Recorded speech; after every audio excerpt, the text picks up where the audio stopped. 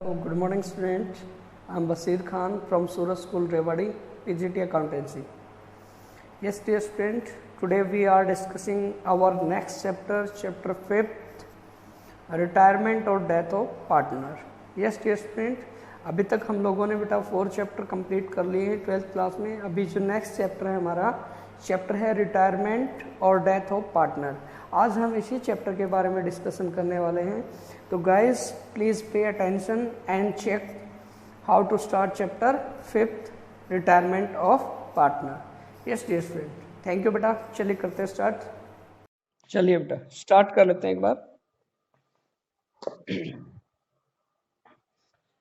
Chapter है हमारा 5th बेटा रिटायरमेंट और death of partner.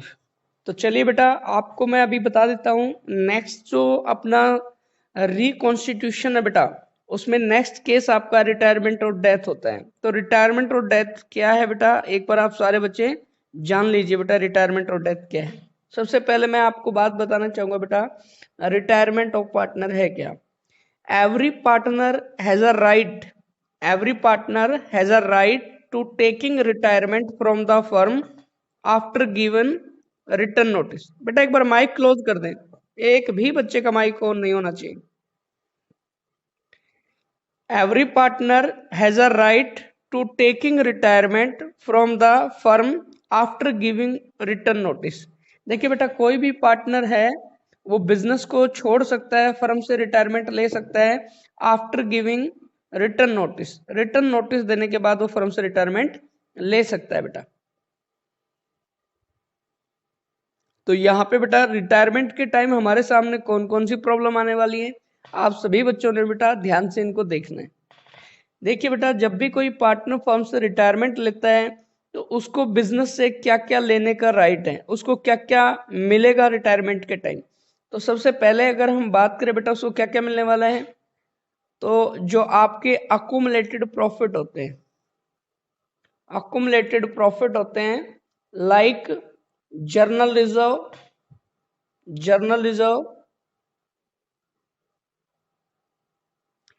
Profit and loss account etcetera. बेटा इसके अंदर उसको अपना प्रॉफिट देने का राइट रहता है. प्रॉफिट ऑफ रिवैल्यूएशन का जो भी आपका बेटा प्रॉफिट रहता है, जो हमने रिवैल्यूएशन अकाउंट बनाया था, रिवैल्यूएशन प्रॉफिट और लॉस, इसमें उसको अपना प्रॉफिट और लॉस दोनों में से बेटा अगर प्रॉफिट है तो प्रॉफिट देने का राइट है, लॉस है तो उसको लॉस लेने का राइट है. थर्ड अगर हम बात करें बेटा यहाँ पे तो शेयर इन गुडविल, बिजनेस की जो गुडविल होती है बेटा उसमें अपना शेयर लेने का उसको क्या रहता है, राइट रहता है. तो यहाँ पे जब भी कोई पार्टनर बिजनेस से बेटा रिटायरमेंट लेता है तो उसको ये सारी चीजें लेने का उसको क्या रहता है बेटा, राइट रहता है.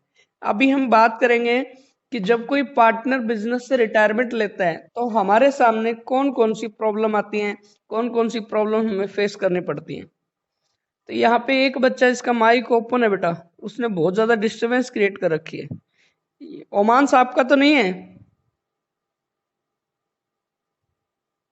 चलिए बेटा तो यहाँ पे हमारे सामने कौन कौन सी प्रॉब्लम आती है आप सभी ने बेटा यहाँ पे चेक कर लेना है. सबसे पहली जो प्रॉब्लम आती है डियर स्टूडेंट वो आती है बेटा calculation of new profit sharing ratio. Calculation of new profit sharing ratio.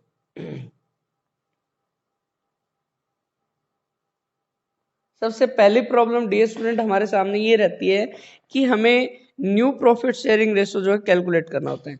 New profit sharing ratio से रिलेटेड बेटा हमारे सामने 2 टाइप की प्रॉब्लम होती है.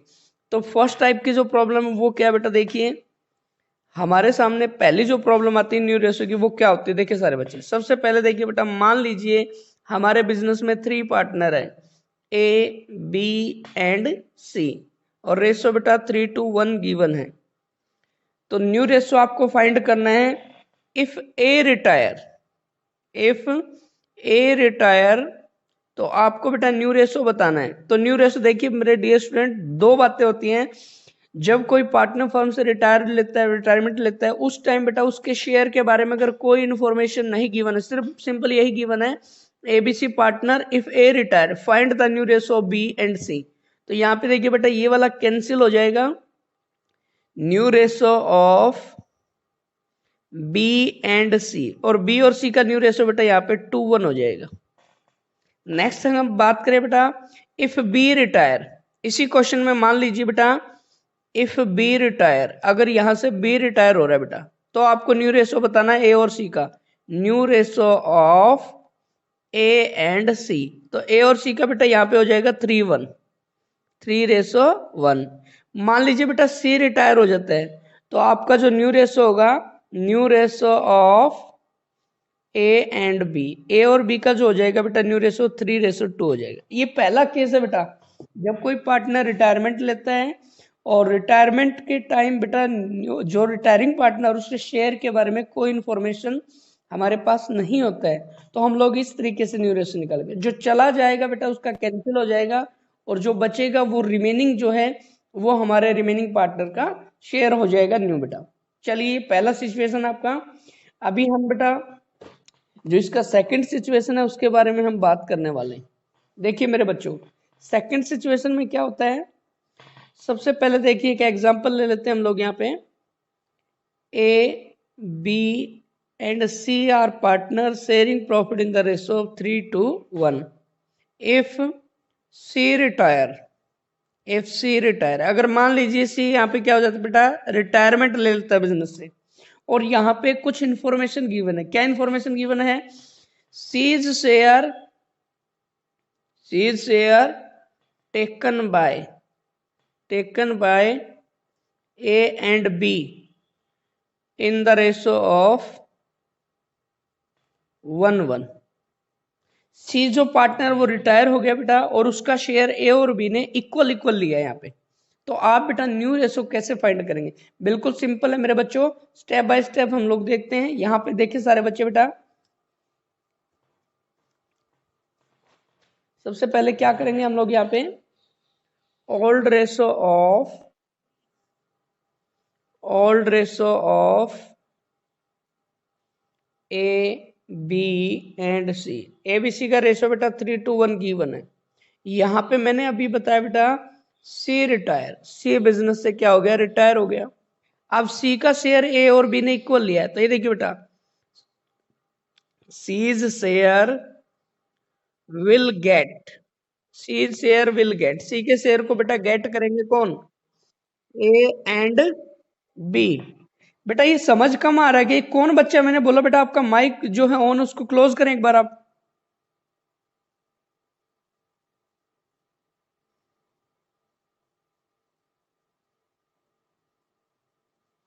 C's share will get A and B in the ratio of 1:1। सी के शेयर को बेटा ए और बी ने 1:1 यानी इक्वल इक्वल लिया है। तो देखिए बेटा ए विल गेट, ए को मिलेगा, सी का शेयर कितना पहले यहां चेक करें बेटा 1/6 है, ऑफ 1/2 इज इक्वल टू 1/12, ये मिलेगा किसको ए को।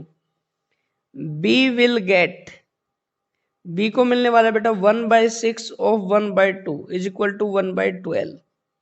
तो मेरे बच्चों आप ध्यान से देख लीजिए एक बात बेटा, ए को 1/12 मिल रहा है, बी को 1/12 मिल रहा है, यानी बेटा आपके पास पहले कितना था और अब कितना मिलेगा ये ऐड कर देना है। तो ए का न्यू निकाल लीजिए, as new share, as new share हमने निकालना है। कैसे आएगा बेटा, ए के पास ओल्ड कितना है 3/6 प्लस 1/12, तो यहाँ पे आपका 12 एलसीएम आ रहा है, 6 2 जा 2 3 जा बेटा यहाँ पे आपका होने वाला है 6 + 1 7/12। बी इज न्यू शेयर, तो यहाँ पे बी के पास बेटा पहले कितना है 2/6 प्लस उसको 1/12 और यहाँ से आ रहा है बेटा, तो 6 2 जा 2 2 जा 4 + 1 इज इक्वल टू 5/12। तो यहाँ पे न्यू रेशो जो रहेगा मेरे बच्चों वो रहेगा ए और बी का 7:5 रहेगा। ये है बेटा आपका न्यू रेशो फाइंड करने की हमारे पास टू ही हमारे पास क्या बेटा सिचुएशन होती है।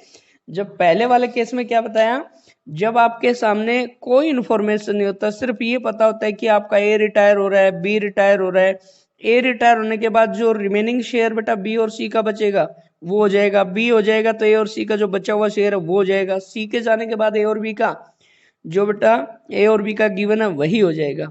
और दूसरे केस में बताया बेटा अगर कोई पार्टनर बिजनेस से रिटायर लेता है, जैसे सी रिटायर ले रहा है, अब सी का शेयर ए और बी ने ले लिया, कैसे लिया, इक्वल इक्वल भी ले सकते हैं, वो 4:5 में भी ले सकते हैं, अदर रेशो में भी ले सकते हैं, तो उसी रेशो में आपने ऐड करना है। जैसे मैं एक छोटा सा एग्जांपल आपके साथ और डिस्कस करता हूं, आप सारे बच्चे देखिए। मान लीजिए बेटा हमारे बिजनेस में 3 पार्टनर हैं ए बी और सी, और हमारे पास 10 रुपीज है। कितने रुपीज है बेटा, 10 रुपीज है हमारे पास। तो हमें करना क्या है मेरे बच्चों, इसमें से 3 इसके पास है और बेटा 4 इसके पास है और 3 इसके पास है। देखना बेटा ध्यान से। और मान लो मेरे बच्चों जो सी है वो बिजनेस से क्या हो गया, रिटायर हो गया। सी बिजनेस से क्या हो गया, रिटायर हो गया। तो अभी सी का शेयर ए और बी ने बेटा कैसे लिया, इक्वल इक्वल लिया, यानी 1 रुपीज 50 पैसे ए को मिला, 1 रुपीज 50 पैसे बी को मिला। तो करना क्या है डियर स्टूडेंट, अब आपने न्यू निकालना है। कैसे निकलेगा बेटा, पहले कितना था ए के पास, सर 3 रुपीज था, और बी में जो सी है वो रिटायर हुआ उसमें से कितना मिला, 1.5 मिला। इन दोनों को बेटा क्या कर दें, प्लस कर दें। तो आज बेटा सी ए के पास कितना हो गया, ए के पास हो गया सर 4.5, और बेटा बी के पास पहले 4 था और उसमें से उसको 1.5 और मिल गया, तो इसके पास कितना हो गया सर 5.5 हो गया। हमने भी यही किया बेटा, एबीसी पार्टनर है यहाँ पे देखिए, और रेशो 3:1 है, सी रिटायर हो गया। ए बी का जो शेयर है मेरे बच्चों, ए और बी का जो शेयर है बेटा, वो ए और बी ने जो है सी का जो शेयर वो इक्वल इक्वल लिया। तो बेटा देखो सी का शेयर 1/6 है ऑफ 1/2 यानी 1/12, ये ए को मिलेगा सी के शेयर में से। तो अब न्यू कैसे निकलेगा, ए के पास पहले कितना था, 3/6 था, प्लस में क्या मिला उसको, उसको बेटा सी के शेयर से मिला 1/12, ये प्लस करके बेटा इस तरीके से, यही सेम वैसे हमने बी के में निकाला। तो इस तरीके से आपको बेटा क्या करना है, न्यू रेशो जो है वो कैलकुलेट करना है। तो न्यू रेशो से रिलेटेड बेटा हमारे सामने 2 टाइप की प्रॉब्लम थी। पहले वाली प्रॉब्लम में बेटा कोई इन्फॉर्मेशन नहीं होता है, सिंपल आपने क्या करना है मेरे डियर स्टूडेंट, सिंपल आपने बेटा जो पार्टनर रिटायरमेंट होता है उसके बाद जो बचे हुए पार्टनर है उन्हीं का शेयर हो जाएगा। आपको मैं एक और एग्जांपल बताता हूँ, अपनी बुक से आप एक बार देख लीजिए। देखिए बेटा फर्स्ट लेसन है, XYZ are partners sharing profit loss in the ratio of 3:1. Calculate new ratio when, पहले केस में X रिटायर, बेटा X के जाने के बाद जो Y और Z बचेंगे उनका न्यू रेशो क्या हो जाएगा, देखिए बेटा न्यू रेशो हो जाएगा 2:1। इफ Y रिटायर, अगर बीच वाला रिटायर हो जाए तो बेटा क्या होगा, X और Z का हो जाएगा 3:1। अगर बेटा आपका Z रिटायर हो जाता है तो XY का हो जाएगा 3:2। तो ये तो है बेटा पहला केस हमारा। अब हम बात कर रहे हैं बेटा सेकंड केस की। सेकंड केस एक बार और देख लें बच्चे, बेटा आपका यहाँ पे इलस्ट्रेशन 3rd में गिवन है। देखिए मेरे बच्चों एबीसी पार्टनर है, रेशो 5:4:3 गिवन है, बी रिटायर हो गया बेटा, his share was divided equally, उसका शेयर इक्वल ले लिया बेटा ए ने और सी ने। तो देखिए बेटा बी का शेयर है जो ए और सी इक्वल इक्वल ले रहे हैं। पहले बी का शेयर देखो कितना बेटा 4/12 है सर, तो 4/12 उसका 1/2 कौन ले रहा है बेटा, ए ले रहा है। तो ये कितना लेगा, देखिए बेटा इसको शॉर्ट करके देखते हैं 2/12। सी कितना ले रहा है बेटा, वही सी लेगा बेटा, इक्वल का मतलब 2/12, इसको मिल रहा है 2/12। अब न्यू कैसे निकलेगा, देखो मेरे बच्चों सारे पहले आपने ये देखना है ए के पास कितना था सर 5/12 था, प्लस कितना और मिल गया 2/12 और मिल गया 7/12। और यहाँ पर बेटा हमने पहले कितना था सी के पास सर 3/12 था, प्लस उसको 2/12 और मिल गया 5/12। तो न्यू रेशो बेटा आपका इस तरीके से आपने क्या करना है, कैलकुलेट करना है। आई थिंक बेटा आपको ये समझ आ गई होगी प्रॉब्लम। तो 1 मिनट बेटा ध्यान से सुन ले बच्चे मेरी बात।